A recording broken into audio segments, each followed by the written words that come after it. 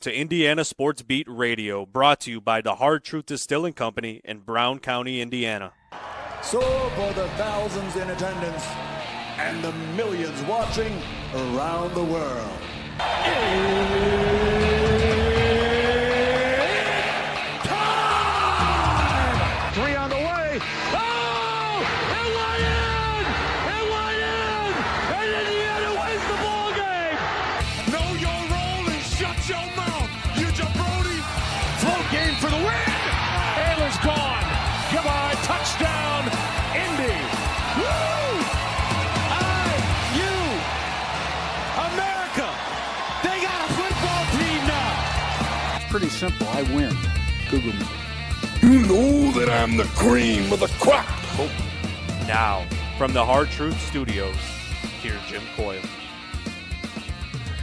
Hello, sports fans. Welcome into another edition of Indiana Sports Beat Radio coming to you on this Wednesday. Looking forward to making it through the halfway point of the week. Glad to have you with us, no matter where or how you're listening, whether it's on one of our great affiliates like 97.7 ESPN The Ref, always the right call down in Evansville, or on 12:30 a.m., 104.7 FM, the voice of the region, WJOB, and up in Fort Wayne on Fort Wayne's only sports station, 1380 The Fan. Keep it locked right here throughout your day, no matter where you're going. If you're following along on YouTube, just hit the like button. That's all we ask. Hit the like button. We appreciate you. You can subscribe if you want. Not going to stop you, but rather you hit the like button. Hope everything's going well. Appreciate everybody. Looking forward to hopefully talking to Kyle Neddenriep in this first hour as the boys Indiana basketball tournament is close to getting underway. We've got teams from all over this great state, whether we're down Evansville or up in the region or in Fort Wayne, the Indianapolis area, of course, down in southern Indiana. Each area is represented, and you got to love it. There are good teams all over the place this season, and looking forward to talking about that as well. In the second hour, Rick Bozich will join us, of course, and plenty to talk about in regards to Indiana, the coaching search. They prepare to take on a Penn State team that they need to beat. That is this evening, a night game, 8:30 in Bloomington. That'll be on BTN. You can catch that. A game Indiana has to win. There's no question there for a number of reasons. Number one, their margin for error has simply vanished. They don't have any as the season has squeezed down here towards the end. And Penn State, who once looked like a team that was possibly going to be in the tournament, is most likely not going to be in the Big Ten tournament, much less the NCAA tournament, as they have really just plummeted throughout the season. Currently in the Big Ten standings, as a matter of fact, they are supplanted at the bottom only by Washington, who took it on the chin last night in a game. See, where they, I forget. I have to go back to the schedule there. I was just looking at, but I was looking at the standings. But yeah, last night, let's see, I just was looking at that a second ago. Yeah, Washington got waxed by Wisconsin, 88-62 up in Madison, as well as Minnesota beating Northwestern. They lost to Northwestern. Northwestern battling to stay out of that bottom, 75-63 over Minnesota. And let's see, that day before that, of course, Michigan escaped Nebraska with a 49-46 blitzer thriller. Also last night, it was Illinois that carved up Iowa, 81-61. I think that there's little doubt now that, well, at least that Iowa will also be looking for a new coach come season's end, as I think the Fran experience has probably run its course. And so we'll see. We shall see. There will be other jobs as well. I think, was it Utah that just fired their coach already? So got that going. The Pacers and the Raptors at 7 tonight, as Brian points out. So thank you. I'm going to talk about the 3 picks, and I hate to call them picks. It's not a pick. It's not who I want. It's not, I don't have a want as far as the next Indiana coach. So let's be clear about that. I'm just throwing out, here's my 3 selections of what I see as viable candidates. Not that there aren't others. There are. But, Brian, Illinois is Jekyll or Hyde, but fortunately they got a team in Iowa that not much playing against there. And those teams, there's teams there that have to pick up wins that are playing. Other games coming up tonight besides Indiana, Michigan State is at Maryland. Now that is a game to watch. 6:30 p.m. on BTN. That precedes the Indiana game once they're hosting Penn State. And then it's a triple header on BTN tonight. Ohio State at USC. Now, Ohio State needing to add wins because they're slipping down to that. Even though their net ranking is an unbelievably cushy, whatever it was, we talked about it yesterday, higher than I can believe. USC kind of, I think they still have a shot. I don't know. I haven't seen their name anywhere, but they're fighting. They're in the Big Ten tournament, which is amazing because at one time they were not. They were at the bottom, but they have worked their way well up into the standings. Let's see. 1, 2, 3. So there's 3 from the bottom. And we've got 3 teams that have 6 losses above Northwestern, Penn State, and Michigan or Washington, who are at the bottom. But USC, Iowa, and Minnesota, all with 6 wins. Before you get up to the next group that has 7 in it, that is a larger group that includes Indiana, Nebraska, Ohio State, Rutgers. So teams fighting for position now, if nothing else, seeding at the Big Ten tournament, because those bottom 6 or whatever, that determines who's going to be the bottom seed, the upper seed. It all matters. It all plays into it, and plays into whom you're going to play and your route that you take, because matching up the matchups. If you're a team that needs to win a game or 2 in the Big Ten tournament, like Indiana very possibly might be, getting the right matchups so important. Being able to play Purdue again would probably be good for Indiana. Purdue does not match up well with Indiana. That's what I mean by that. So how you end up with the seeding, we'll find out. Appreciate all the comments on the hotline as everybody firing that up. Brian says, not sure Auburn is beatable at this point. They're beatable, but it's going to take a lucky night. Ed points out Indiana is a 6-point favorite tonight. Yeah, that sounds about right. Andrew says he's heard more pundits say IU is in if they get to 9th place in the Big Ten standings. I don't know that the standings matter, but what would that mean? So 1, 2, 3, 4, 5, 6, 7, 8, 9.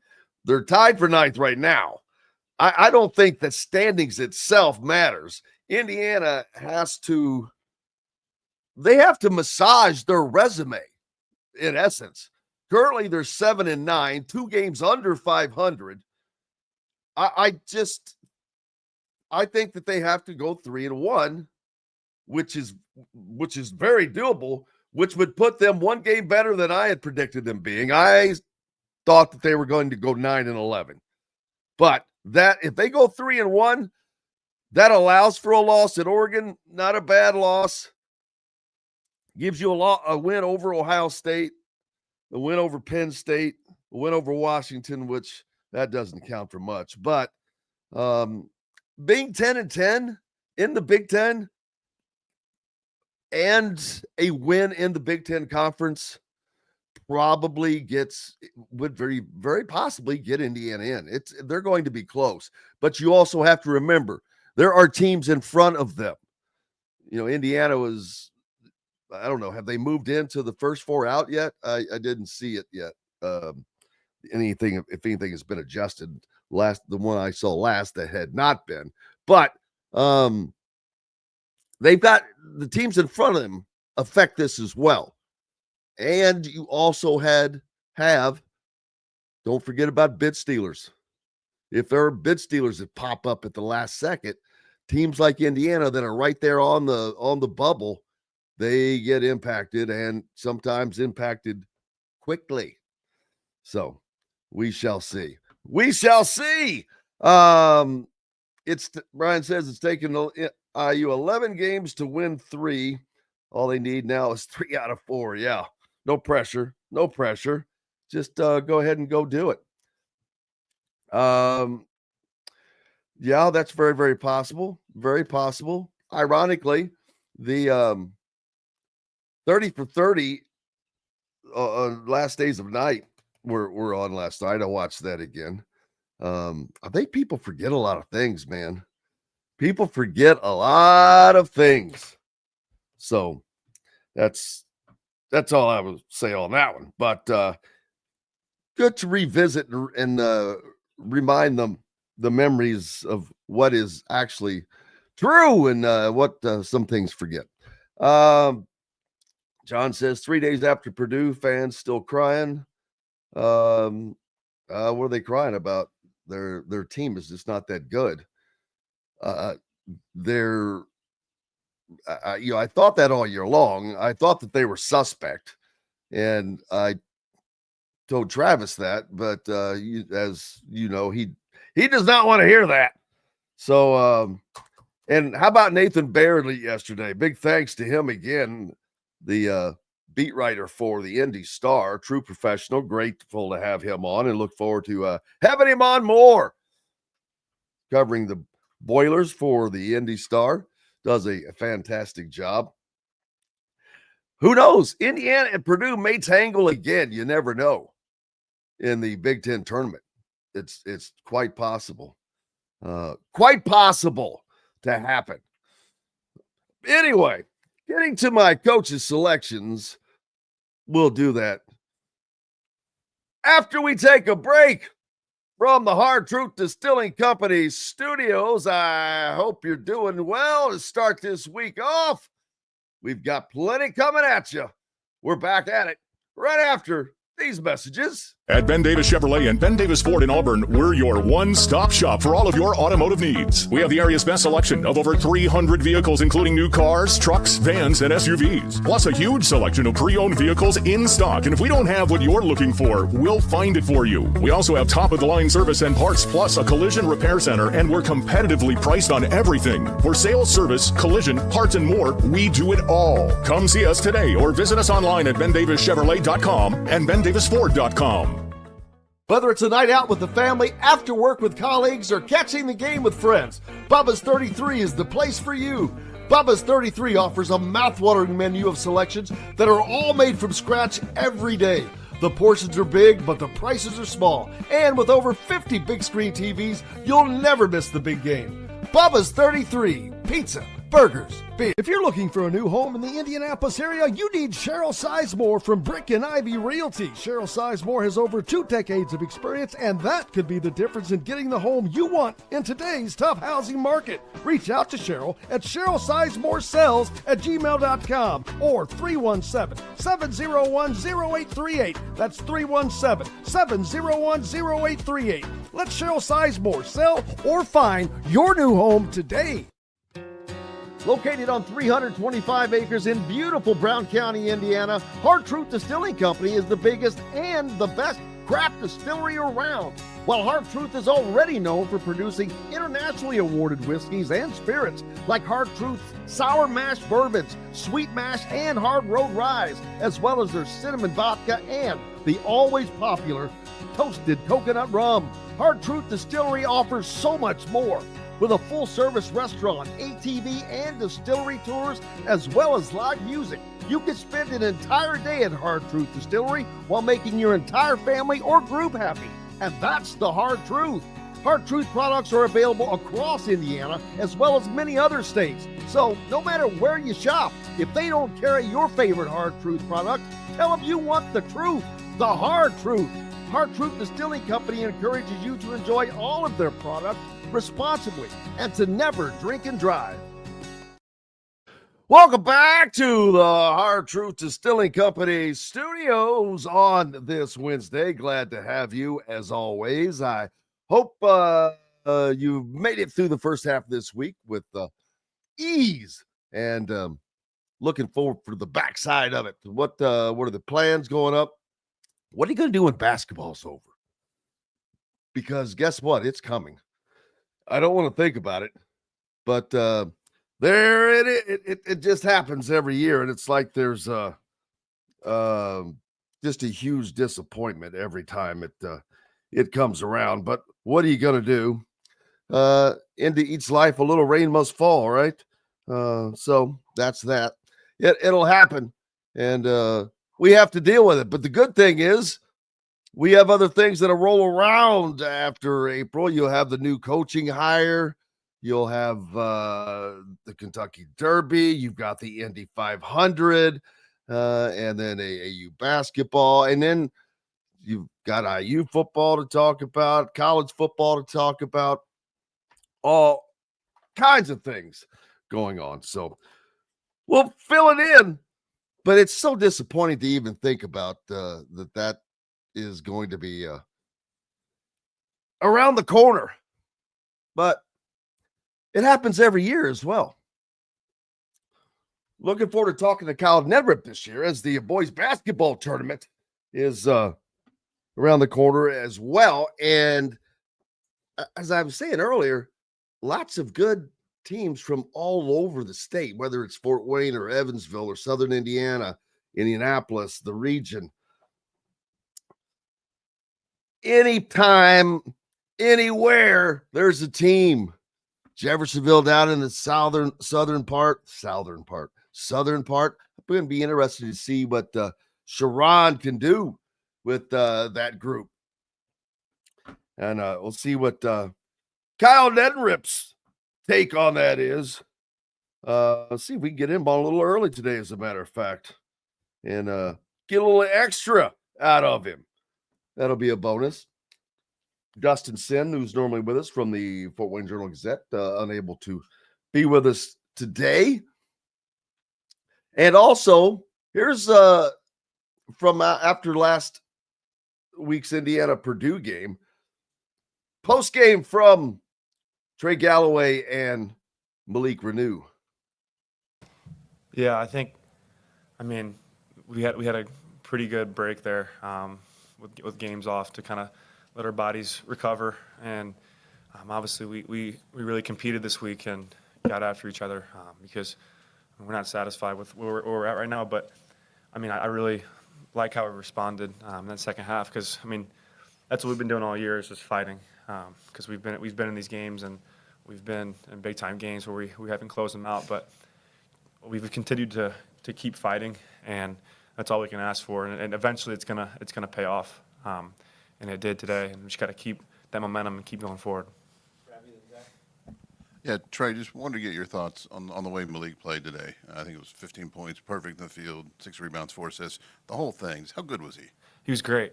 And I think just him just being patient, because he knows he demands a double because how good he is and how skilled he is. So just opening things up for himself by making the right reads out of the double, and he did that all night. And we knew by watching film and prepping it all week that he was going to get doubled because, like I said, nobody can guard him one-on-one. So just having that mindset of the willingness to pass shows what kind of teammate he is, and it's pretty special to see that. And it's going to continue to happen for us to win. He's got to continue to do that for us and be big all the rest of the year. Was Trey Galloway talking about Malik Renew and other items in the post game from the Purdue game. Now, can they carry that forward tonight? Another home game against Penn State. This should it'll be a test. Every game is going to be a test, but Now, with everything on the line, you have to play like your hair's on fire every game in, game out. Doesn't matter who the opponent is. These guys have to be able to play with the same intensity. It doesn't matter what it says on the jersey. If it says Purdue or Penn State, you got to bring it. And they showed that they still have that fight. So hopefully for them, they can put another win on the board and then put another one on after that. It would be an amazing turnaround for this team. I think they're very fortunate because the bubble is a little weak this year. It has to be, with Indiana still able to hang on.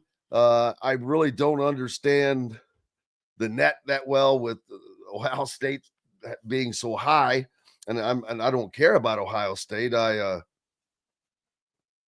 mean, I don't have anything negative about them. It's just it surprises me that they're able to keep that net up with almost a 500 record or close to it.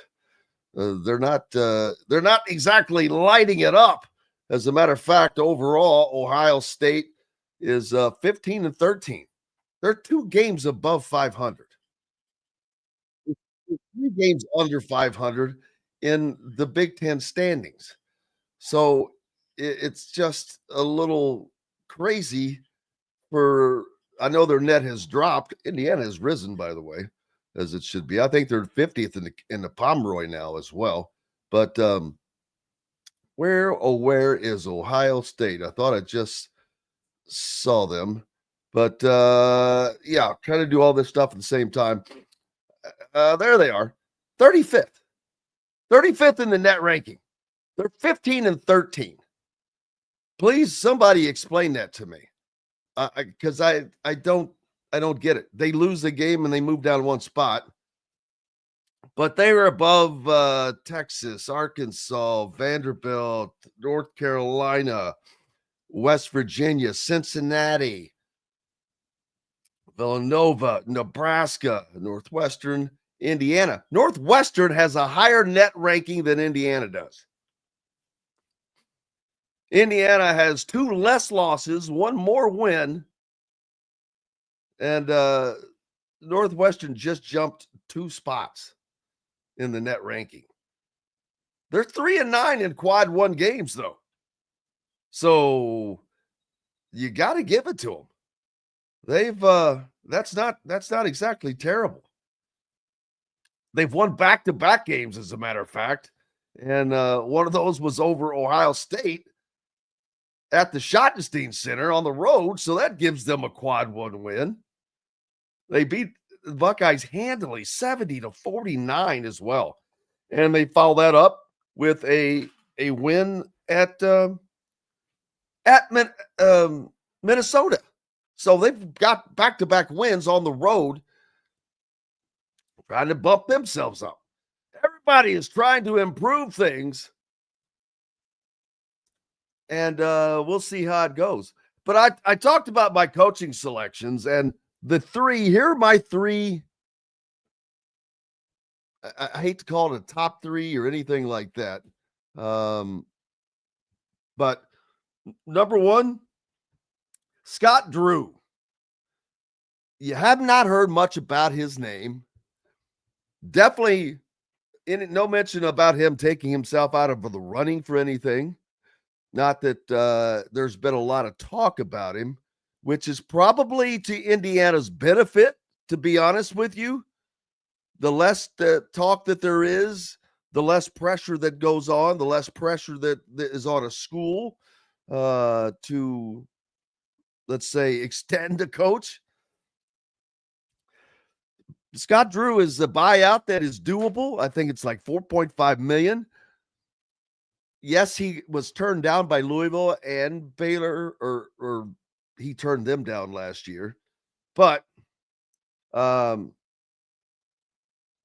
yeah. And see, that's another thing. People when you mention a name, don't get hung up on all their game-by-game stuff, man. That's, but thank you for that, Laurie. She says, Scott Drew lost last night, so did Otzelberger. Well, guess what? He's number 2 on the list. TJ at Iowa State And then for number three is kind of a fill-in. It's the dark horse. I'll go with Ben McCollum, but I think Ben McCollum's going to end up at Iowa, most likely. That job is going to come open, and they would love to have someone that knows the area, obviously. So we'll see. But I think that maybe Scott Drew is the most viable candidate right now as far as success, availability, possibility. But it's just a throwout. It's a name. It's you've got to start somewhere, and his success is obvious. And everyone has a story. So there's the story about Hannah Mas-Perea, possibly, that might eliminate him. I don't know.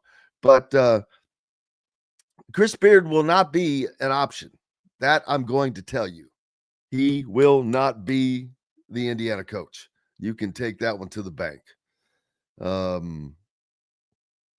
But I'm going with Scott Drew as my top selection. It does not mean that I think that he's my personal favorite or anything like that.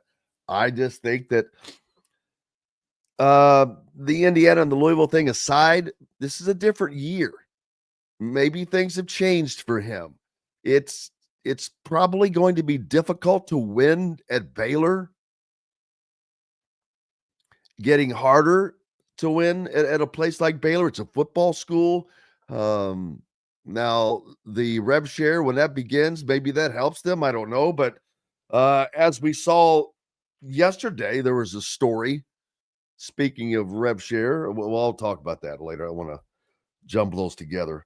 But I think Scott Drew, it's a good look. It's a great job.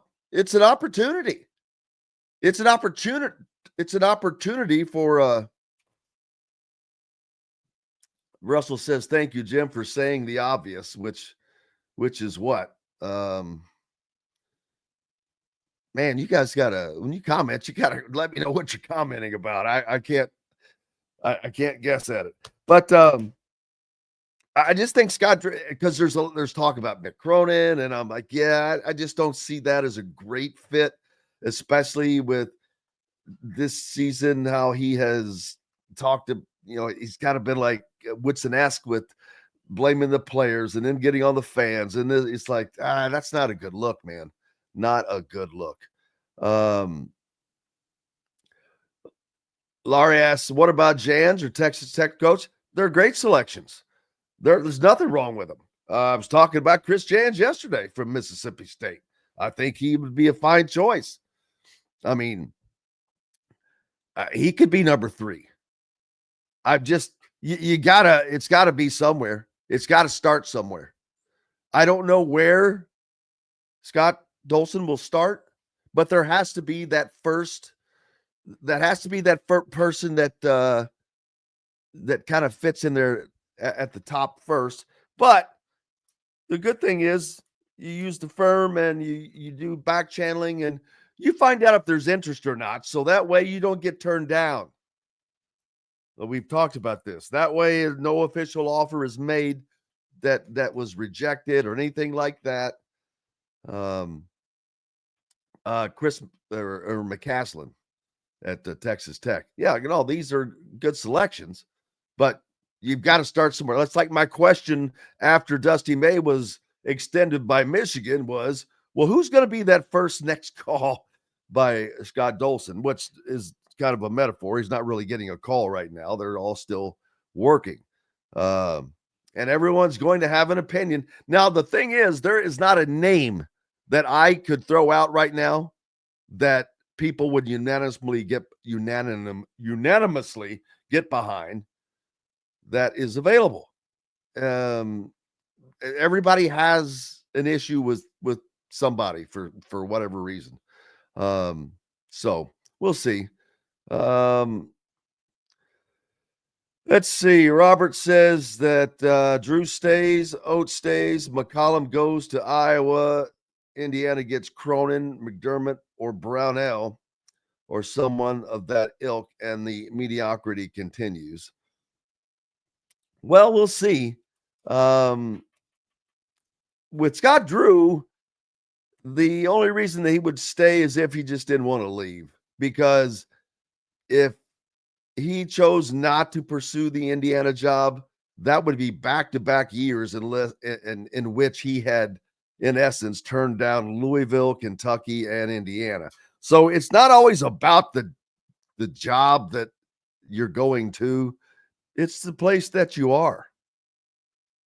Maybe he is just that happy where he is. There is always that. The money is not going to be difference making for him. I believe he's already making $5 million a year. So it's not like it's going to change his life, even if they bump him to $6 million. It's not going to change his life.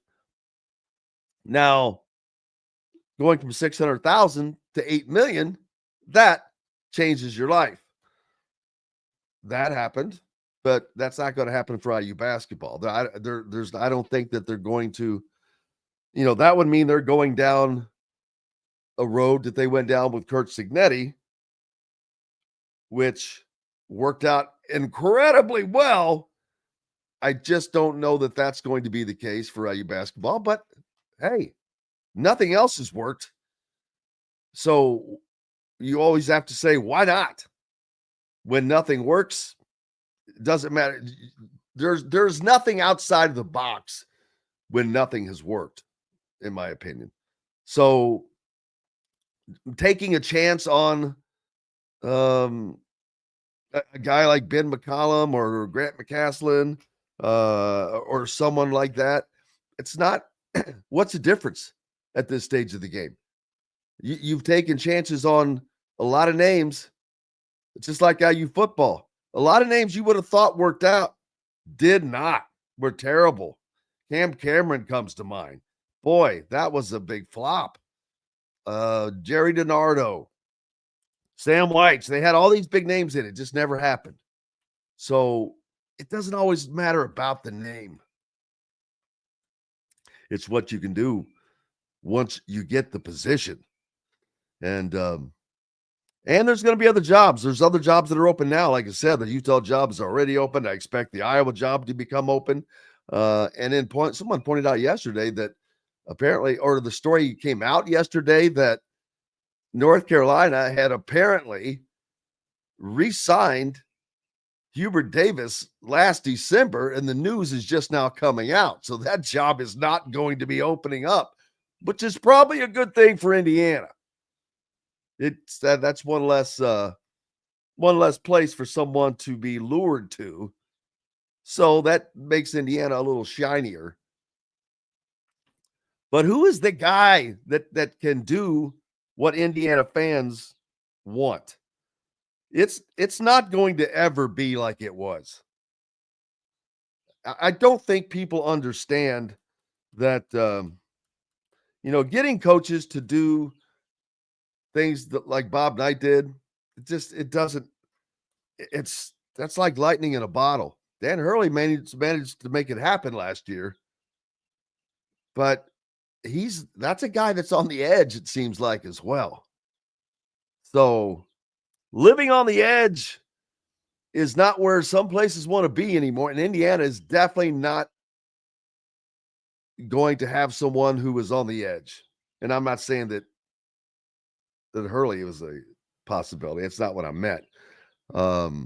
Anything that's close to the edge, Chris Beard's close to the edge for Indiana. He will not have a chance of being the coach.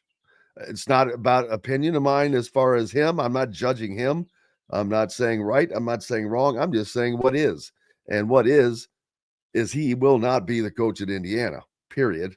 End of story. So people can just stop wanting that to happen. It ain't gonna. It just isn't. Yes, they did. John, they did re-sign Mr. Hubert Davis, which, boy, does North Carolina. You think they regret that now? We'll certainly find out. Chris Collins, another name that has been thrown out there. And if, it's not a bad pick. I think he could win at Indiana. Hell, he's won at Northwestern. It's hard to get players at Northwestern. Do you think Northwestern has a big NIL budget for basketball? No. Now, what's it going to be like at Northwestern when they get the rev share, though? How is that going to change things? It's going to make some smarter kids wealthier. That's a certain. That is a certainty. But I think Chris Collins could win at Indiana. Cronin is a no-go for a lot of people. And, yeah, I've seen that. And Cronin's buyout is significant, Justin. You're right. So that's kind of a double-edged sword, and it makes him a worse candidate. Dusty Banner says the Beard's in Indiana's lap. Why would they take a winner? It's not about that. It's, again, they're not going to take Chris Beard. Has nothing to do with his coaching. And that's just the long and the short of it. Period. They are not. Indiana is not in a position of, nor do they want to deal with the baggage that comes along, because I've been told that there's some other stuff in there along with him. So, it's going to probably take him a while to get out of Oxford, Mississippi, before that next school, the bigger school, takes a risk on him. We'll see. But I don't think he gets out of the South, to be honest with you. Whether that's Texas or down in the southeastern area, I think that he stays down there. It's going to be hard for him to, not that it can't happen, and not that it shouldn't happen. I'm not saying that at all. So, do I think Dusty is off the table? Personally, I do. Yes. There's no way I think that a coach, a person would go through the rigmarole of signing a new contract 1 year into a job when you're being mentioned as a top candidate for another job if you did not have all intentions on recognizing and completing your contract with Michigan. I do not see Dusty May as a candidate for Indiana. No, in no way. He would not have, if he was going to be a candidate for the Indiana job, he would not have signed an extension. Why would he have? There's no point in doing it. If he was going to take the Indiana job. So yes, he is in my opinion, he is no longer a candidate. Brad Stevens is out. Dusty May is out. Chris Beard is out. Take those three, mark them off your list. A lot of Indiana fans are going to keep wanting and hoping for one of those three names, but it will not be the case. We're also asked, when will they have to hire a new coach, April or May? Well, they'll have it done by the beginning of April, I'm going to assume, because I think it moves fast once it gets it could happen before the national championship, but I don't see it going very far after that. If it did, it could happen anywhere from just days before the national championship in that week to that following week, because most coaches will be done at that time, because you will be looking at the Final Four coming up. And unless that coach happens to be in the Final Four, I would not be surprised if that announcement was able to come out or start leaking out in that time frame. I don't have the calendar in front of me with those dates, but you know what I'm saying. Between the week before the Final Four, either the week before or the week after, I would think that an announcement would be forthcoming on who that next coach for Indiana is going to be. They have to get to it for a number of reasons. But the portal, roster construction, I don't think that there's going to be many players left on Indiana's roster, but you've got Trent Sisley to court. You still have to court him. I mean, he's coming to Indiana, I think, without question that his commitment is committed. But you're going to have 12 other guys that you're going to have to fill in. There may be one or two that sticks around. I don't know. I just don't see it happening. I don't think Mbako stays.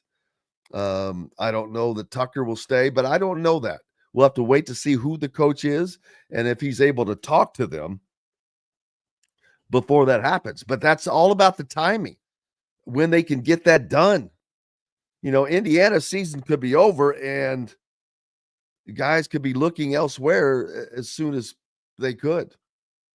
So, going to be a lot going on, no doubt. We'll keep up with it all for you. Hey, we've got to take one more quick break in this hour.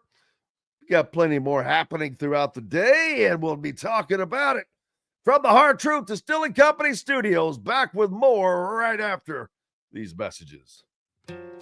Located on 325 acres in beautiful Brown County, Indiana, Hard Truth Distilling Company is the biggest and the best craft distillery around. While Hard Truth is already known for producing internationally awarded whiskeys and spirits like Hard Truth's sour mash bourbons, sweet mash, and hard road ryes, as well as their cinnamon vodka and the always popular toasted coconut rum. Hard Truth Distillery offers so much more. With a full-service restaurant, ATV, and distillery tours, as well as live music, you can spend an entire day at Hard Truth Distillery while making your entire family or group happy. And that's the Hard Truth. Hard Truth products are available across Indiana, as well as many other states. So no matter where you shop, if they don't carry your favorite Hard Truth product, tell them you want the truth, the Hard Truth. Hard Truth Distilling Company encourages you to enjoy all of their products responsibly and to never drink and drive. Ugly Grouper, located on beautiful Anna Marie Island, Florida, is the place to be, and not just because they have unforgettable meals, including locally sourced seafood. The Ugly Grouper has your favorite craft beers and cocktails, along with live music every day. The Ugly Grouper is family-friendly, able to host private parties, and has the biggest grouper you've ever seen. The Ugly Grouper is the place to be on Anna Marie Island, Florida. Tell them Indiana Sports Beat sent you. Go to theuglygrouper.com for more information. When it comes to apparel and promotions, Freethink has you covered, literally, whether it's 24 or 200 shirts for sports leagues, businesses, or groups. Freethink Apparel and Promotions can also create your very own merchandising store. Freethink Apparel and Promotions did it for Indiana Sports Beat Radio, and they can do it for you. Whether it's screen printing, embroidery, digital printing, promotional products, vehicle wraps, or anything else under the promotional line. See what Freethink Apparel and Promotions can do for you at freethinkapparel.com. At Ben Davis Chevrolet and Ben Davis Ford in Auburn, we're your one-stop shop for all of your automotive needs. We have the area's best selection of over 300 vehicles, including new cars, trucks, vans, and SUVs. Plus a huge selection of pre-owned vehicles in stock. And if we don't have what you're looking for, we'll find it for you. We also have top-of-the-line service and parts, plus a collision repair center, and we're competitively priced on everything. For sales, service, collision, parts, and more, we do it all. Come see us today or visit us online at bendavischevrolet.com and bendavisford.com. Welcome back to the Hard Truth Distilling Company studios on this Wednesday. Joined now by Kyle Neddenriep, the Indy Stars beat writer, covering all things high school for football and basketball. And we are close to tournament time, Kyle, and that crazy time of year in Indiana.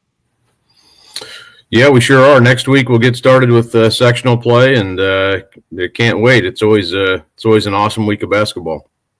Yeah, looking forward to it, and teams are rounding up. And I noticed that, you know, it's a great season because there are teams from corner to corner, top to bottom. Everybody has some representation, whether you're talking about Evansville up to Fort Wayne, from the region down to Jeffersonville, and, of course, in the center in Indianapolis. Everybody has got somebody that looks to be a player in the tournament this year. Yeah, I actually talked to Sharon Wilkerson and PJ Douglas and Michael Cooper yesterday. Shameless plug if people want to check that out. We did a podcast yesterday for about 20 minutes or so with those three. Trey Singleton was out, left sick. Hopefully he's okay for next week. But yeah, it's those guys are, if you talk about one contender maybe from outside the area that has a chance to maybe see Fishers or represent well against that Fishers team, that may be the team you're looking at. And they do have a New Albany, I'm sure won't go down easy in that sectional, and crazy things sometimes happen in that sectional at Seymour. But I can't imagine, it's going to take somebody really having a good night to beat them, and Jeffersonville being a little bit off on their game, but which sometimes happens in the sectional. But man, when you look at that team and what everything they have, and the veteran leadership they have, and sort of the community, the community aspect behind them, like they always do, but really excited about them. That's a team I think that, when you're looking way ahead, that could be a team that challenges Fishers potentially. And Fishers has a tough road too. I mean, right out of the gate, they get Westfield, who I saw last night against Mount Vernon. And, that Westfield team, they play so well together. They're one of those teams that's greater than the sum of its parts type of team. And they played Fishers really well the first time. So, neither of those teams can look ahead, but we can look ahead because we're not responsible for those teams. So. Absolutely. Yeah. Jeffersonville, they got so close last year, man. It was right there, and it went away at the last second. So, and they're looking to come back and try to win a state championship, but it will be very tough as Fishers has just been standing at the top all season long. Yeah, and it's hard to you're 1 point away in that moment last year, and they really could have closed that game out against Ben Davis better than they did, and kind of shut the door. But credit Ben Davis. I mean, that's a team that had been there the year before. Didn't have all the personnel from that championship team the year before, but yeah, they were tested and ready, and got it done at the end of the game. But then you start the season over, and you're not 1 point away from the state championship. When the season starts over, you have to do it all over again. And that's what's ahead of Jeffersonville right now. But the way they've been playing lately, I mean, 10 wins in a row, everybody's healthy for the most part. And they look like a team that's got that pedigree in a year where there's a lot of really good challengers in 4A. But I don't know if anybody, when you have a big, it just in a good big like Singleton who can pass too. I mean, that's such a huge advantage. You look at like Trey Kaufman ran a few years ago at Silver Creek, and Caleb First when he was at Fort Wayne Blackhawk, and it's kind of the eraser to a lot of these teams are guard heavy, and they're depending on the 3-point shot or having a good night shooting to win, and that's kind of what. That Westfield team, honestly, they're partly that, but when you have Singleton, that changes everything. So, but yeah, I would love to see, nothing against anybody else, but just from a standpoint of like wanting to see a great game. I mean, Fishers Jeffersonville would definitely be a lot of fun. There's other matchups too that would be fun, but that one would certainly be really good. And there's going to be great matchups throughout the classes because, like I said, every area is represented in this, whether you're talking about South Bend and South Bend St. Joe or Cathedral out of Indianapolis. You've got even Silver Creek again from southern Indiana, and then up in the region and in Evansville. So great teams all over, man. Yeah, I don't know if you said Anderson there, but they're a team that, the traditional power that, again, tough sectional. They would have to get through Mount Vernon and probably Greenfield just to get out of the sectional. That sectional at Muncie Central is going to be awesome, especially if it is Anderson, Greenfield in the championship or Mount Vernon, Greenfield going against each other in the championship. That will be outstanding. Can Braylon Mullins get it done? Greenfield hadn't won a sectional since 1998. And he's about to become tonight. He needs, I think, 24 points to break Greenfield Central's all-time scoring record. They play Prairie Meridian. I can't imagine he won't get that. So and if he doesn't, he'll probably get it in the first round of the sectional. So some things out there for him that go beyond the sectional. But that's kind of everything for that Greenfield team right now is can they get through there and get to the regional. and continue to play on. But yeah, there's all kinds of Crown Point's really good up in north. Warsaw, of course, they lost their leading scorer, Luke Bricker, to an injury, unfortunately, for the season. But that team, even Bricker didn't play great in the Hall of Fame. That Warsaw team did play really well. So I still think they have a chance to do some damage. But yeah, and then of course all the teams around here that are always good. Fishers, I think that Westfield game will be tough. I don't know that sectional is maybe quite as this is a pretty high standard, but maybe not quite as deep. But then you look at it like HSC's been playing really well. Carmel's always tougher than nails, and then Noblesville I think is a team too that with those two juniors with Walker and Curry that can get you on a given night. So. It's not a completely over with that Fishers advances, but it's hard to pick against them. Yeah, and it's always hard to pick against the favorites. But in high school ball, man, that's the great thing. On any given night, you mentioned rivalry games happen. That comes to be a lot of these times in these tournaments because of the proximity. Whether you talk about Bloomington schools or Columbus schools or Floyd New Albany or up in Indianapolis, there are a lot of rivalries that happen in these sectionals, and we get to see some upsets sometimes. Yeah, and speaking of that, you'll have Attucks and Cathedral in the semifinal night in 3A, which those two, if you know about city basketball here, those two teams have been battling it out for the last few years to be the top in the city. And Cathedral got Attucks this year, but that's always and those teams playing in 3A, and they used to be in the same 4A sectional 10 which is at LC this year. But now those teams in 3A, because of this restructuring that the IHSAA did with only about 81 teams, I think, are in 4A. You cut off about 20 teams that are now in 3A, including Attucks and Cathedral and New Pal, which is really good as well. And then Brownstown moved up from 2A, so you got all these 3A teams that are all, really good. I think Cathedral's probably the best talented team, but Attucks can certainly beat them on a given night. But, and then you mentioned South Bend St. Joe. They were in the state finals last year, and with Chase Canese leading them. They're very deep, very quick, play up tempo. They're a fun team to watch, too, out of the north there. So 3A is loaded, man. There are so many good teams in 3A, obviously 4A too, but man, 3A is really, really good. And I wouldn't be surprised there's any one of, there or any two of probably 15 teams that could potentially make the state championship game. And some quality names there, man. Fort Wayne Blackhawk, Indianapolis Attucks, Silver Creek, Guerin Catholic, New Pal, Brownstown, South Bend St. Joe, Cathedral. That's just a who's who, murderer's row of names right there. Yeah, Princeton's 20-2. They're really good this year. That they'll have. That's always a tough sectional. Oh, yeah. They're in there with Southridge and Gibson Southern's really good this year. Vincennes, Washington.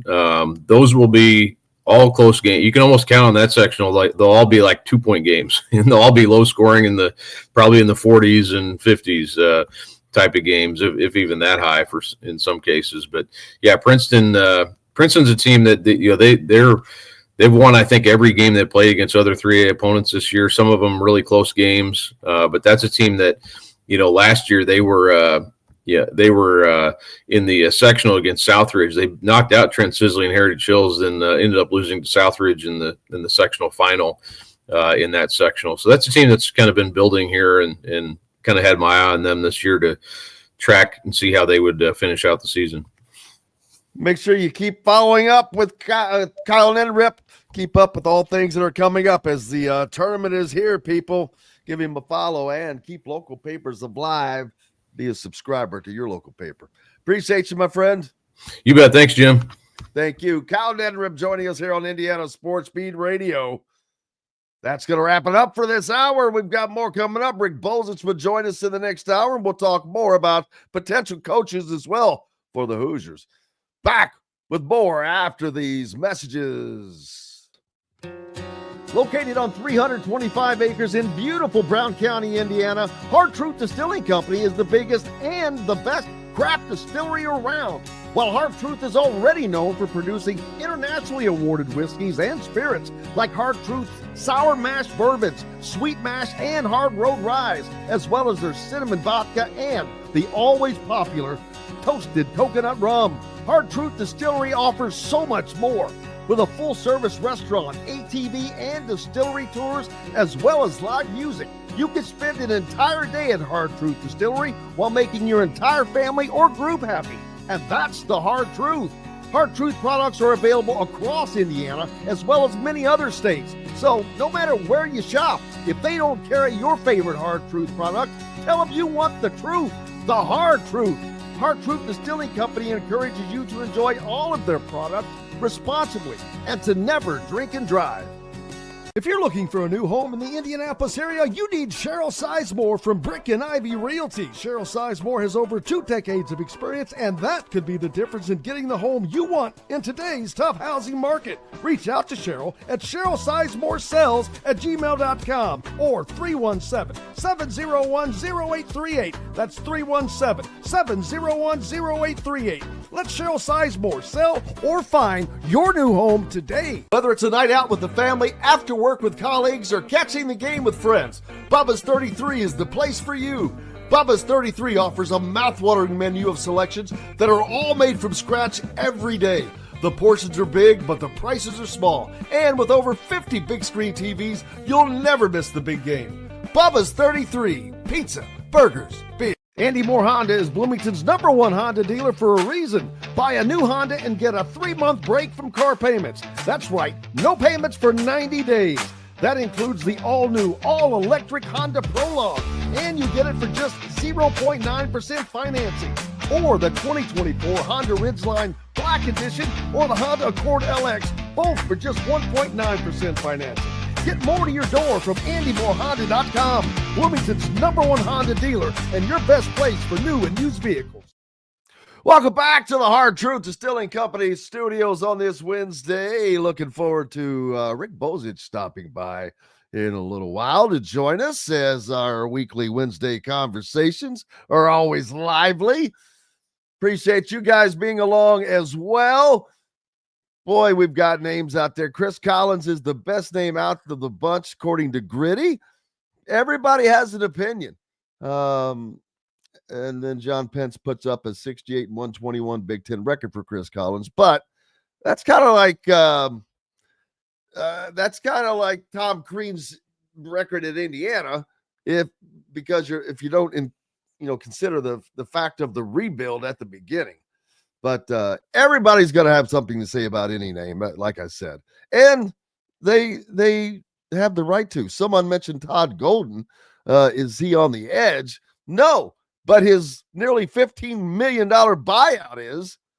He was cleared of all that stuff, but maybe that would have been enough. But it wouldn't matter. Like I said, he has a $14+ million buyout. That's too much. So that will take care of him, in my opinion. Indiana is not going to pay a $16-18 million buyout for somebody. They're already going to be over $60 million in their own buyouts of what they have paid their own coaches over the last decade once Mike Woodson's situation is rectified. So they don't need to be paying $1 billion or millions and millions more.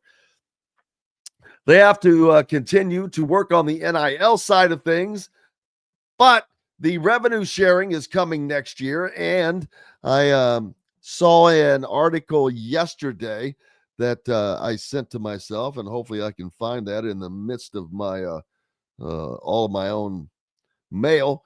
But that Georgia came out and basically told people that they're going to expect to pay football athletes about 75% of the rev share money.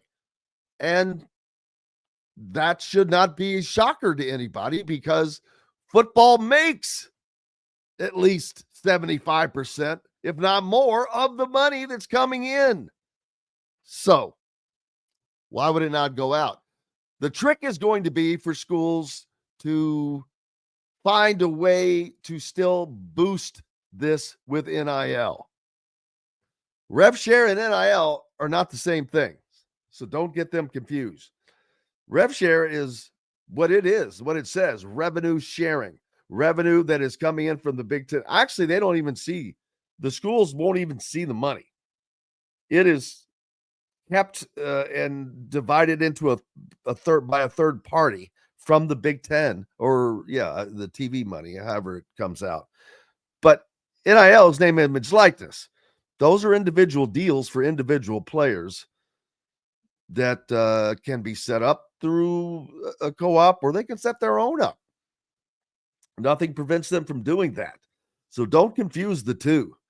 But 75% of the money is most likely from most schools, if not more, will go to the football program. And that is because that's where the money is made. You have to keep that machine going. So you have to put the money into it. There's nothing here about, oh, well, what about the tennis team? And what about the cross? What about them? That has nothing to do with this. They're not driving revenue. This is revenue share, not being an athlete share. So please don't get on the side of equality and then the male and female thing. That has nothing to do with it. This is pure, unadulterated business. Revenue sharing. They're generating the revenue. They're getting to share in it.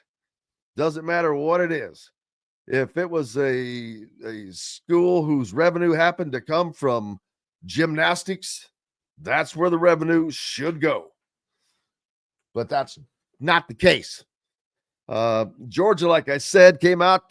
Georgia's athletic department is planning to pay their football players, which accounts to be about $13.5 million in revenue sharing this upcoming year as part of the expected settlement in the House case that we're all waiting for that to come to be April 7th, I think, is the expected date that is supposed to be approved or not.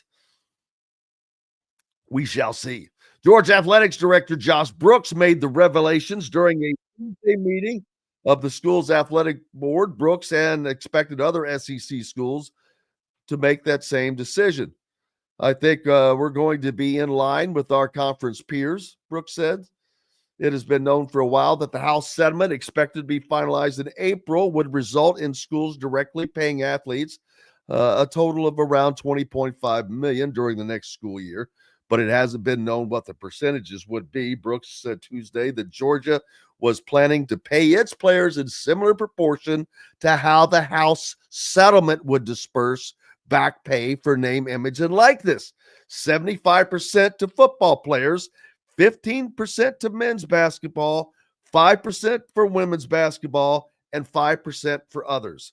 The money is from the direct revenue sharing and doesn't count money collectives pay out to football players and other athletes. That is where you hear of Ohio State having a $20 million budget just for football. Well, that's because that came strictly from NIL. There was no revenue sharing involved in that. So that shows you these schools like Ohio State or whomever, even Indiana, for example, whatever they are already paying in NIL to football, they could still pay that on top of this. Or they can take that and shift, move it around, a lot of different things that can be done. But that's how that is going to work, to give you an understanding of the rev share. So hope that made sense. It all means that they're getting rich. We're not. Just kidding. What a gig though, man. We're talking some sweet cash. Justin says Scott Drew to IU, Chris Beard to Baylor. You know what? There could be something to that. Never even thought of that, but that could be something to that. Jamie says, do you think the next coach will get more than 4 years to set up a program? Do they need more than 4 years? I hope to God not. You don't need 4 years to set up a program. You don't need 3 years to set up a program. Not in this day and age. Again, I will point out, Louisville has 13 new players ranked in the top 15 right now. Kentucky with basically a brand new team ranked in the top 20. Rick Pitino's squad, brand new team ranked in the top 10. You don't need 4 years, people. This is not 1985. And I'm not getting on you, Jamie. I'm just, because I see this a lot. It's not about 4 years or 3 years. You can see the direction of a program. At least I can. You can see the direction of a program by how the recruiting is going, how the product on the field or the court is, what is going on with the particular team. Is there discipline? Is there does there seem to be a directional flow? Does there seem to be things making rhyme or reason? If none of that is happening, I don't think 4 or 40 years makes a difference. If it's not the right fit, it ain't the right fit. That's just my take on that. I will, but that's me. I could always be wrong. So, but everyone has their own opinion. Let me know what you think. Who could be the next guy that we're not thinking about? That's off the charts for Indiana. I don't have that name, but he's probably out there. Maybe it is somebody that we're not thinking of. Who knows? We'll certainly find out. We're going to take another quick break and get to Rick Bozich. Well, I better wait for a minute to give Rick a few minutes to get ready. Rick will join us. We'll put him to the test on what he thinks. But yeah, on the 4 years, you just don't need that. You can tell. I knew 2 years into this thing, I was like, just like with Archie Miller, you're like, oh, you can see a direction that something is going in. It's they're either going in three ways. It's either going well, going badly, or not going at all. But only one of those is good. But it doesn't take 4 years to get there. That I believe. So, hey, let's take a quick break and we'll get Rick Bozich in on this conversation so he can spread some much more intelligent thoughts out there. Back with more from the Hard Truth Distilling Company studios right after this break. Andy Moore Honda is Bloomington's #1 Honda dealer for a reason. Buy a new Honda and get a 3-month break from car payments. That's right, no payments for 90 days. That includes the all-new, all-electric Honda Prologue, and you get it for just 0.9% financing. Or the 2024 Honda Ridgeline Black Edition or the Honda Accord LX, both for just 1.9% financing. Get more to your door from AndyMooreHonda.com, Bloomington's #1 Honda dealer and your best place for new and used vehicles. Ugly Grouper, located on beautiful Anna Marie Island, Florida, is the place to be, and not just because they have unforgettable meals, including locally sourced seafood. The Ugly Grouper has your favorite craft beers and cocktails, along with live music every day. The Ugly Grouper is family-friendly, able to host private parties, and has the biggest grouper you've ever seen. The Ugly Grouper is the place to be on Anna Marie Island, Florida. Tell them Indiana Sports Beat sent you. Go to theuglygrouper.com for more information. When it comes to apparel and promotions, Freethink has you covered, literally, whether it's 24 or 200 shirts for sports leagues, businesses, or groups. Freethink Apparel and Promotions can also create your very own merchandising store. Freethink Apparel and Promotions did it for Indiana Sports Beat Radio, and they can do it for you. Whether it's screen printing, embroidery, digital printing, promotional products, vehicle wraps, or anything else under the promotional line. See what Freethink Apparel and Promotions can do for you at freethinkapparel.com. Located on 325 acres in beautiful Brown County, Indiana, Hard Truth Distilling Company is the biggest and the best craft distillery around. While Hard Truth is already known for producing internationally awarded whiskeys and spirits like Hard Truth's sour mash bourbons, sweet mash, and hard road ryes, as well as their cinnamon vodka and the always popular toasted coconut rum. Hard Truth Distillery offers so much more. With a full-service restaurant, ATV, and distillery tours, as well as live music, you can spend an entire day at Hard Truth Distillery while making your entire family or group happy. And that's the Hard Truth. Hard Truth products are available across Indiana, as well as many other states. So no matter where you shop, if they don't carry your favorite Hard Truth product, tell them you want the truth, the Hard Truth.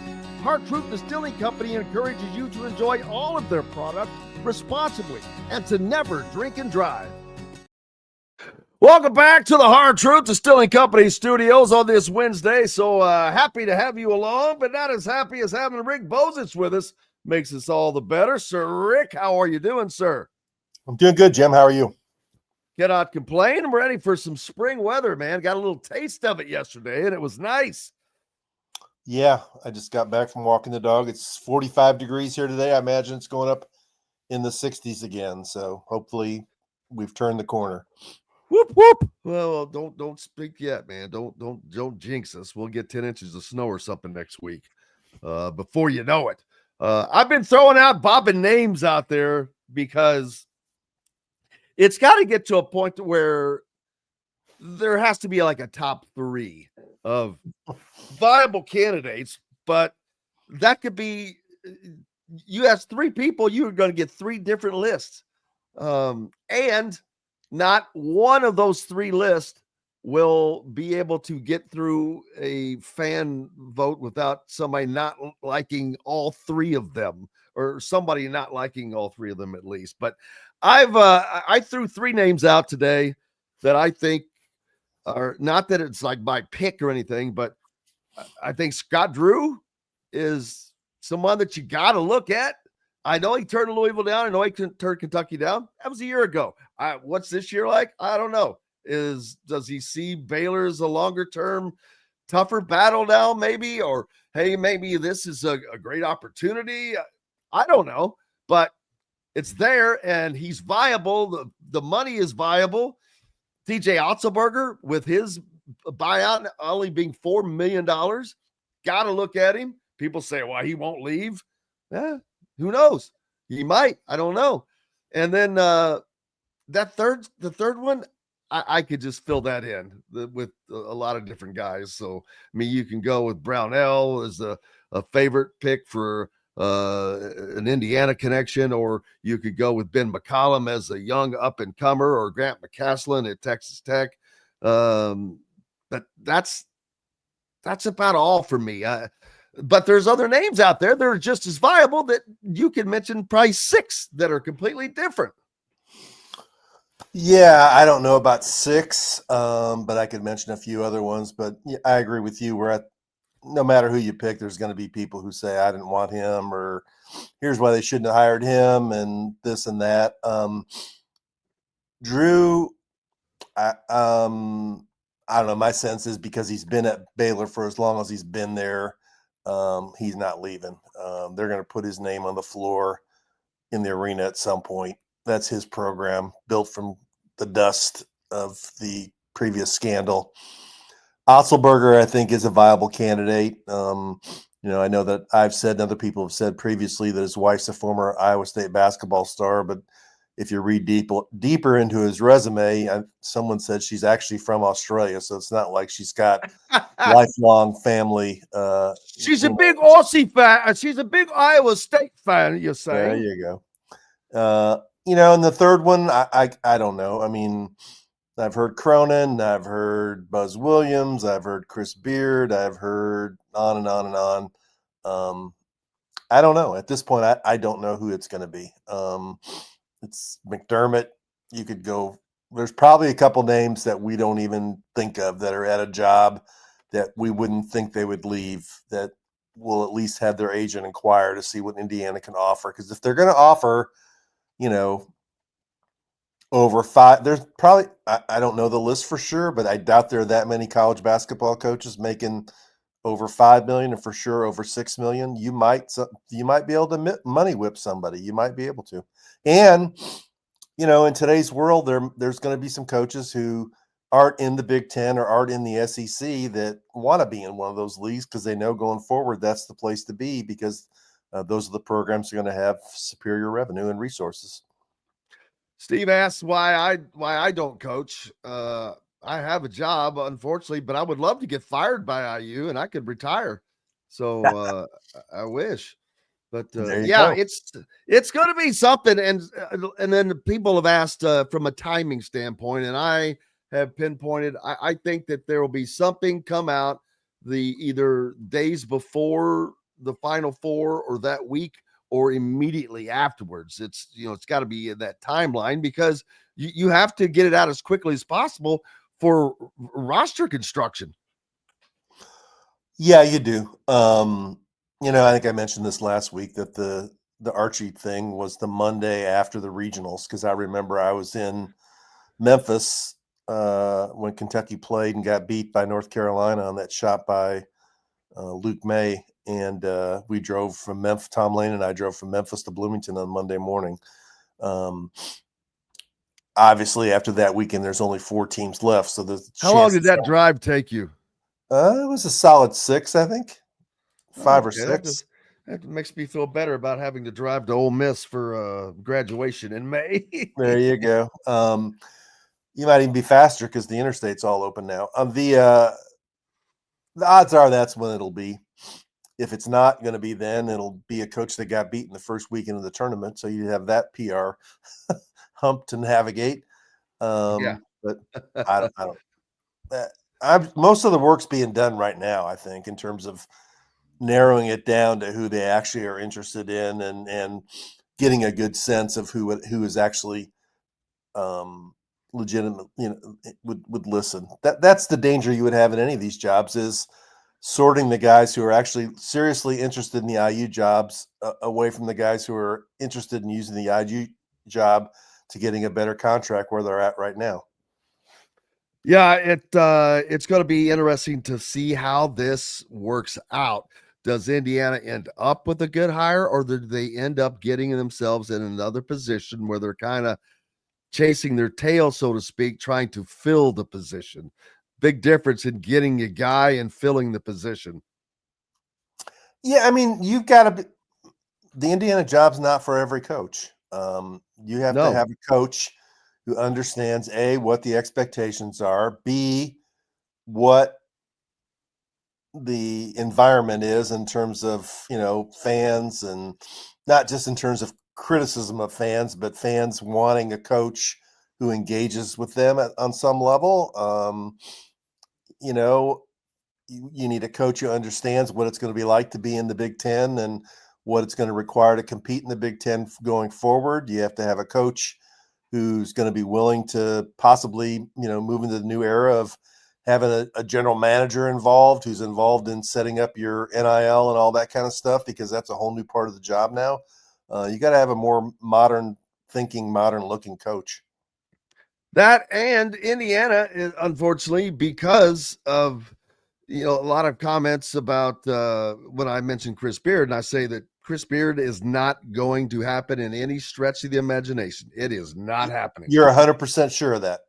I am 100% sure of that. I really feel that way right now. Now, yeah, I don't think it is either, but I can be, but I feel extraordinarily strong about that. Stronger now than I did a week ago.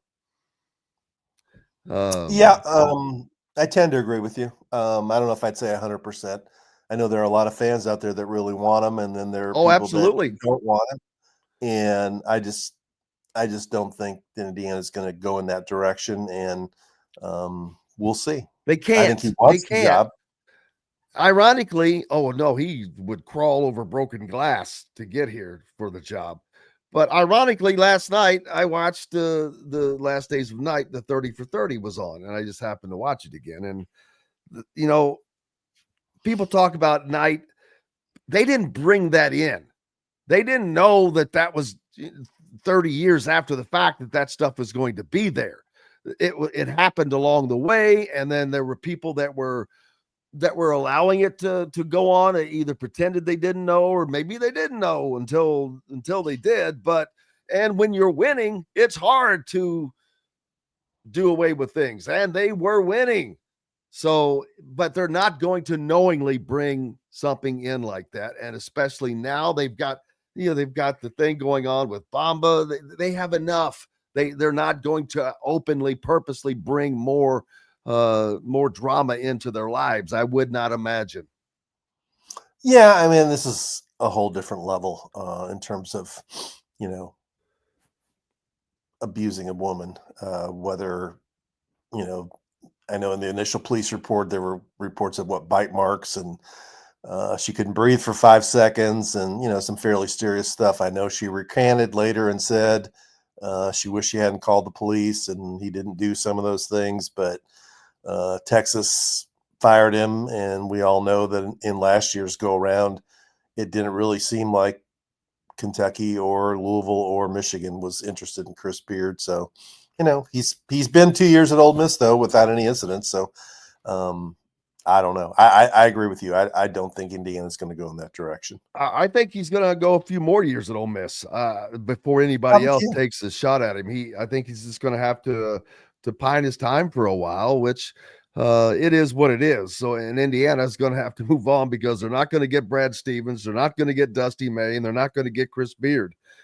The three top desires of most Indiana fans. I'd say that's pretty much a certainty.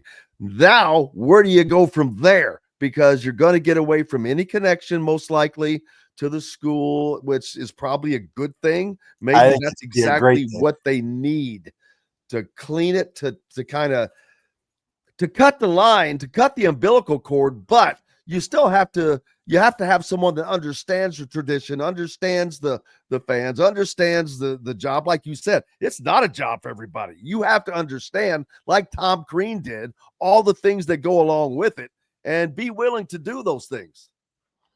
Yeah, you do. And from what we've been able to put together, that wasn't a priority with Mike Woodson.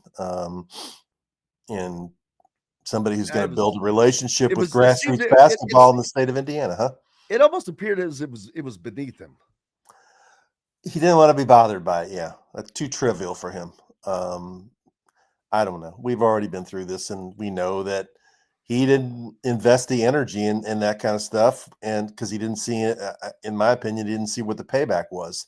Well, the payback might not be immediate. The payback might be down the line, where you've gone out and connected with enough people that 3 years from now there might be some recruit that somebody told him, yeah, I dealt with Woodson, he's a great guy, you'd love to play for him. He gets what Indiana basketball is all about. I don't think he gets those kinds of recommendations from people right now, because I don't think he works at it. I mean, how many times have we dealt with him at Huber's when it's a more relaxed atmosphere, and he'll come in there and talk and be, he's okay, but he doesn't really seem like he loves doing it. And then he'll go sit in the other part of the room by himself and eat, where a guy like Crean would maybe sit down in the middle of a bunch of us and start talking and stuff, even because he gets it. He understands that that's part of the job. Woody doesn't want to be bothered by that stuff. And as long as we've been there, you've been there with him for 4 years. I mean, he never acts in the press conference like he really knows any of the media people, does he? I mean, it's like,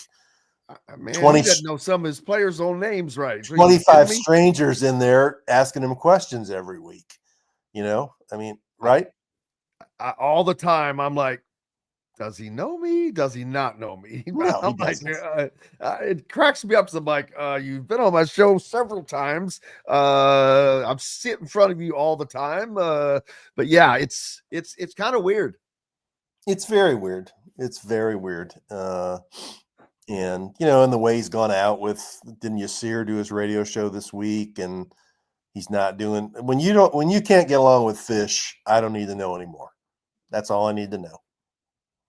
Well, it's just the hypocrisy of your own sanctimonious self that you can't get over. And I'm like, oh, come on, man.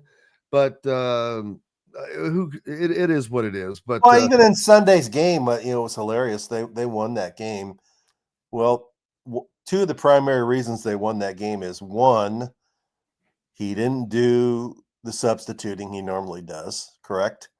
And secondly is he didn't play two big guys together at all in the second half when they played their best basketball of the year. He played one big guy, mainly Renew, and four other guys who could handle the ball and move and pass and spread the floor. And when Renew came out, Balo went in. Mbako, who we've been talking about on the show for quite a while, his lack of interest in playing defense, sat the entire second half. And what was it, their best defensive performance of the season? I mean, he finally he finally embraced what a lot of people have been talking about since November, right? Oh, absolutely. I mean, Carlisle didn't play hardly at all. He played a little bit in the first half. Tucker didn't play any. These dudes who don't really want to guard, then do what Bob Knight would have done, which is like, okay, sit here and watch the game with me. Yeah, exactly. And that has happened. I mean, Mackenzie Mbako sure saw a lot of pine time. He didn't play entire him. Second half. And the fact that Indiana was able to win that game with Trey Galloway and Anthony Leo and Luke Goody is kind of amazing. But that's who won the game, along with Malik Renew and Umar Ballo. And Rice. I thought Rice played Rice defense. Oh man, it did. But he here was the is biggest the next reason question. to them. Isn't the next question like, why haven't you? Where's played that been like that all year? Yes. Huh? Yes, it is. Where has that been is the optimum question. And you do. Why haven't you played like that? Why what caused, as a matter of fact, why did it happen at halftime? Because you're down, because you're losing, because the coach said something. I'd love to know what was the impetus for the play. And if you actually asked that question, I don't think you'd get an answer. No. He finally got over the hump, Jim. No, I mean, the thing is, offensively, you can have a bad game. You can miss shots. You can possibly be too aggressive and turn the ball over. You can, do other things. But defensively, you should be able to play at a consistent level every game. I mean, you should be able to. And he thoroughly outplayed Braden Smith. They turned him over a bunch of times. He put pressure on the ball that made Purdue uncomfortable. And it was a critical factor in Indiana winning the game. And then you say, are you going to do it Wednesday night against Penn State? Are you going to do it Saturday at Washington? Because if you don't, then they're going to fall back into right where they were before. Doug Gottlieb. That is funny, Heath. A name out there. Thad Matta. I don't think people realize how close Thad Matta was to being the Indiana coach. The last time or earlier on? The last time. Yeah, no, I think he was the second choice. That's what I was told. Well, he was I got a lot of grief over there. We had two words that were inverted, but he was going to be the guy. He called a second meeting, and I think it was at that time he let them know about his health situation, which was pretty serious, and in essence took himself out of the running. And I think that he would have been the Indiana coach if it had not been for that. I agree.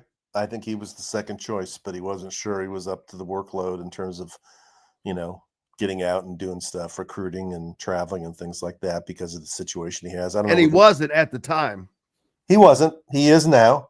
Yeah. And it's not going, let's be honest, it's not going great at Butler. It's okay. I think he plays Patino tonight, doesn't he? At 9:00. Well, yeah. I mean, that's got to be a tough place. I mean, what kind of an NIL budget could they have? And they're playing against UConn and Patino and those Marquette. teams that are very, very serious about it. So it's got to be a tough league to play in now if you don't have NIL. It is. But I just wonder whether there's somebody out there that nobody's thinking about, some established coach that nobody's thinking about that, like, I don't know. I don't even know who it would be if I had to throw a name out there. Greg Gard or boy, he would be a hell of a one to get. Yeah.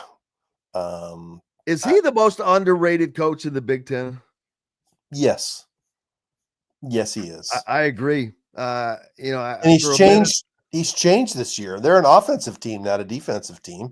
And let's be honest, they lost Chucky Hepburn. They lost, what's his name? AJ Starr last year, who was his best player? AJ Storr. Okay. To Kansas, And Connor Esigian. Connor Esigian to Nebraska. I mean, he lost 2 starters and a decent sub and went out and replaced them with, this Tanji. And got better. Missouri, I guess. He went out and got better. That's the mark of a good coach, and the fact that like you just said, he was able to adjust and change. That is the mark of a great coach. That is the mark of a guy who does what it takes to win. Yeah. So I don't know. Maybe there is some other big name coach out there who's at his current job that just wants something new in his life. Who knows? We'll find out. Let's take a quick break and we'll reset it. Got some messages to get to. The great Rick Bozich from WDRB.com is with us, back with more on the backside from the Hard Truth Distilling Company studios. Located on 325 acres in beautiful Brown County, Indiana, Hard Truth Distilling Company is the biggest and the best craft distillery around. While Hard Truth is already known for producing internationally awarded whiskeys and spirits like Hard Truth's sour mash bourbons, sweet mash, and hard road rye, as well as their cinnamon vodka and the always popular toasted coconut rum. Hard Truth Distillery offers so much more. With a full-service restaurant, ATV, and distillery tours, as well as live music, you can spend an entire day at Hard Truth Distillery while making your entire family or group happy. And that's the Hard Truth. Hard Truth products are available across Indiana, as well as many other states. So no matter where you shop, if they don't carry your favorite Hard Truth product, tell them you want the truth, the Hard Truth. Hard Truth Distilling Company encourages you to enjoy all of their products responsibly and to never drink and drive. If you're looking for a new home in the Indianapolis area, you need Cheryl Sizemore from Brick and Ivy Realty. Cheryl Sizemore has over 2 decades of experience, and that could be the difference in getting the home you want in today's tough housing market. Reach out to Cheryl at CherylSizemoreSells@gmail.com or 317-701-0838. That's 317-701-0838. Let Cheryl Sizemore sell or find your new home today. Whether it's a night out with the family, after work with colleagues, or catching the game with friends, Bubba's 33 is the place for you. Bubba's 33 offers a mouthwatering menu of selections that are all made from scratch every day.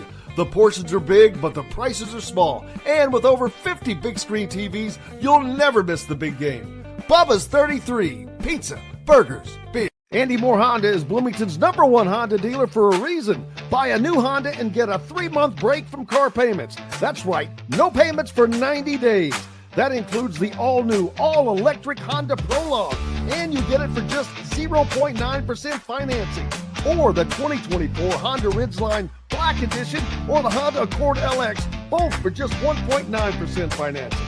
Get more to your door from AndyMooreHonda.com, Bloomington's #1 Honda dealer and your best place for new and used vehicles. Welcome back to the Hard Truth Distilling Company studios on this Wednesday. Rick Bozich from WDRB.com with us. Make sure you're giving him a follow, keeping up with all of his content, covering college athletics and more at WDRB.com. How about Matt Painter weighing in on the IU situation? That seems to be making the rounds a little bit.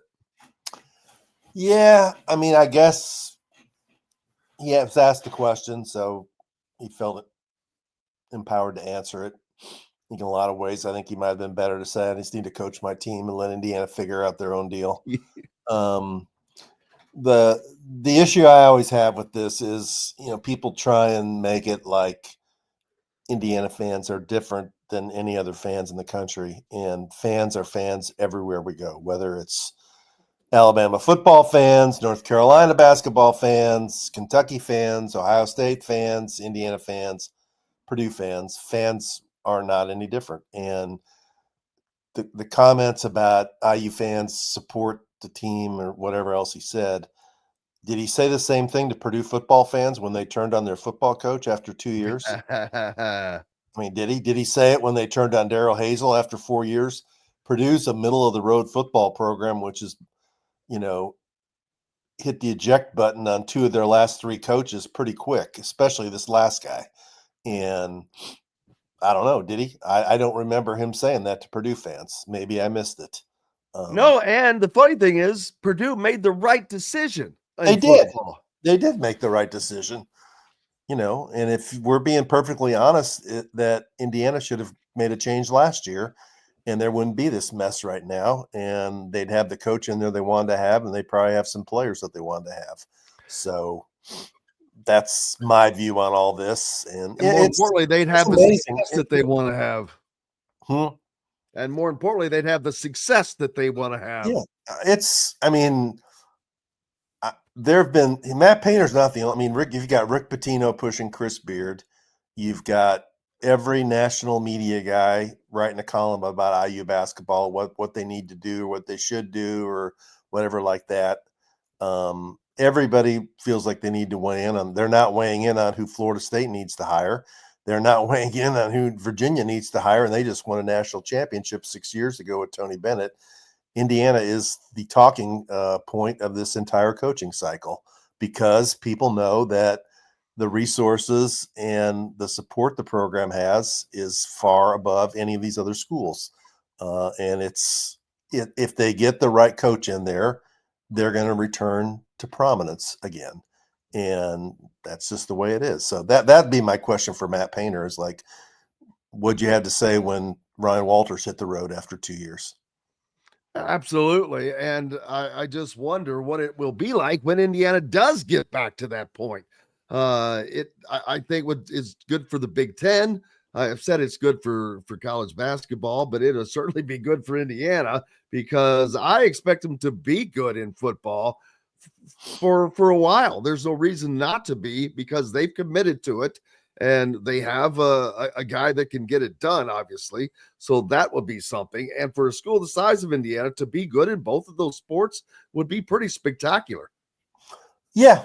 I doubt they're going to go 11-2 again, but no. If he can keep stacking bowl game appearances in there, an occasional trip to the playoff, he'll be IU coach for the rest of as long as he wants to be. And he's a guy that we've even seen, as impressive as last season was, the work that they did in the portal after the season showed that, he's taking it up a notch. They got better players this year out of the portal than they got last year. So, we'll see what happens. But yeah, it's going to be, let's see, the conference tournaments are going on in 2 weeks. We'll have teams eliminated from the NCAA tournament in 3 weeks, almost everybody out in 4 weeks. So maybe a month from now, there'll be a press conference in Bloomington and they'll introduce the next coach. It'll be a long 4 weeks, though. A long 4 weeks. That's the thing. And lots of chatter between then and now. But tonight, Indiana taking on Penn State, a game that they have to win. Penn State has just really fallen off of the rocker, man, from the beginning of the season. Indiana got that road win, and at the time it looked really good. But it has really kind of paled since then. But Indiana has to get this game won, of course. They have their final game will be against Ohio State at home. In between, after this game, they hit the road heading west to Oregon and Washington. I think that they have to go 3-1. I don't know that they have to go 4-0. A win over Oregon would do them a lot of good. A loss is probably not going to hurt them terribly. 3-1 with a win in the Big Ten tournament, I don't know if that's enough. You don't think 3-1 and a win in the Big Ten tournament is enough? I think that would be enough. That would get them to, and a win in the Big Ten tournament enough, you think? If they beat Penn State, Washington, and Ohio State and get one win in the Big Ten tournament, I think that'll probably be enough.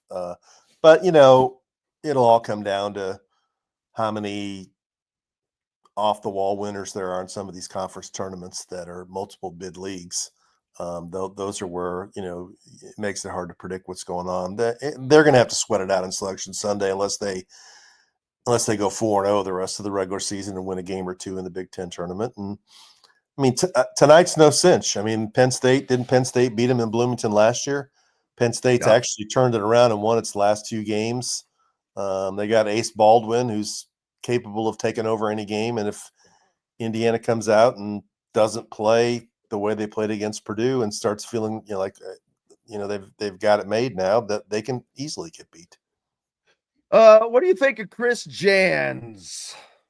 He's okay. I mean, I don't know. He wouldn't be one of my top 10 picks. Why? Do you like him? Well, I was hoping you could take that cue. I needed to run out for a second, but someone asked the question, and I was curious because he's doable because he doesn't have a big contract. He's having some success at Mississippi State. His buyout is like $4 million or less, or what have you. Today's not a good day to ask because he got beat by Alabama by 38 points last night. In the game before we lost to a bad Oklahoma team. He's okay. I mean, I don't think the fan base would, I don't think he'd win over the fan base. Didn't he had some issue at Bowling Green or something where he was with a woman or something. He was hitting on a woman who wasn't his wife or something. I can't keep up with all the scandals. There's so many of them. I think there was something involved in that. And then he went somewhere else briefly before he went to Mississippi State. They can do better than Chris Jans. He was at Bowling Green for 1 year, New Mexico State for 5 years, and he's been at Mississippi State for 3 years. He's had several good years. I mean, he's a fine coach. I just don't think he wouldn't be my pick. Is Bruce Pearl out of the question? I think he is, just because of his age and nothing else, in addition to what he has going right now, and come to why he's built what he needs to build at Auburn. What the hell would he need to come to Indiana for at this stage? Yeah, I don't think it's going to be Bruce Pearl. With Bruce Pearl, a lot of it is about Bruce Pearl. The Indiana basketball would be about Bruce Pearl instead of being about Indiana basketball. He's got a huge ego and got a lot of energy, got a lot of enthusiasm, got a tremendous winning record. But I think at this point, isn't he 65 or something? I think he's going to be 65. Right. Plus he's, yeah. I don't see that being the case. I don't see him being the coach. Can you imagine if they had hired Rick Pitino 4 years ago? No, I can't. Yeah, someone said he wanted it when, I don't know, when Knight got fired or something. Is that?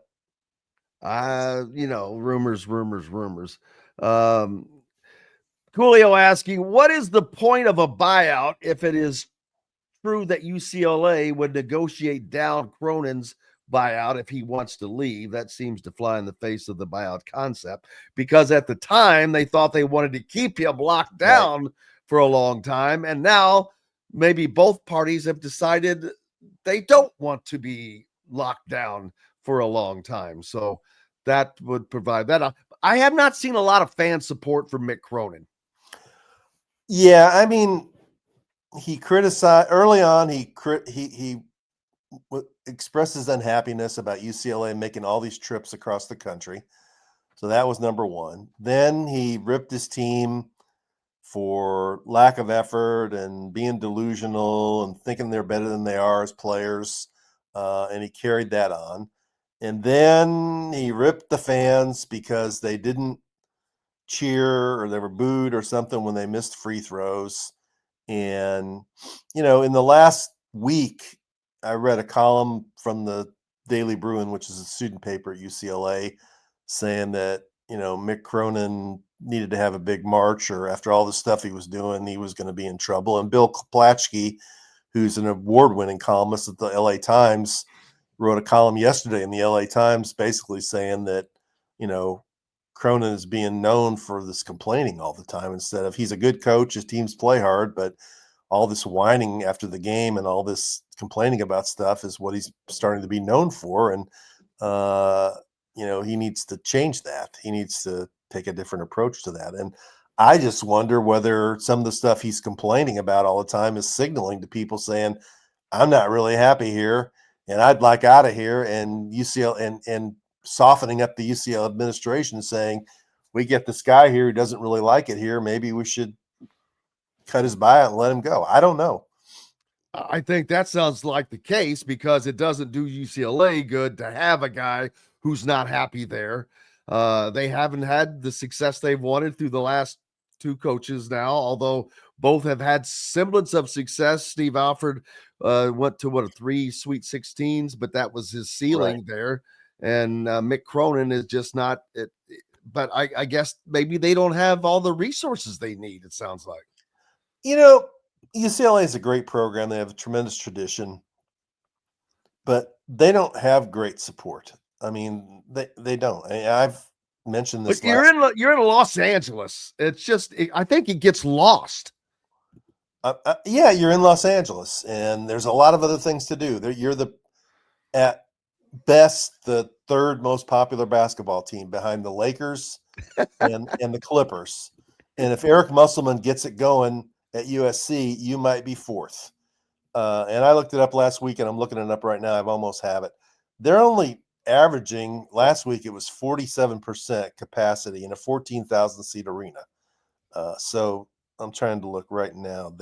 They're way down here. They're 68th in the country in attendance.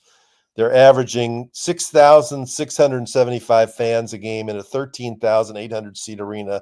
They're at 48% capacity.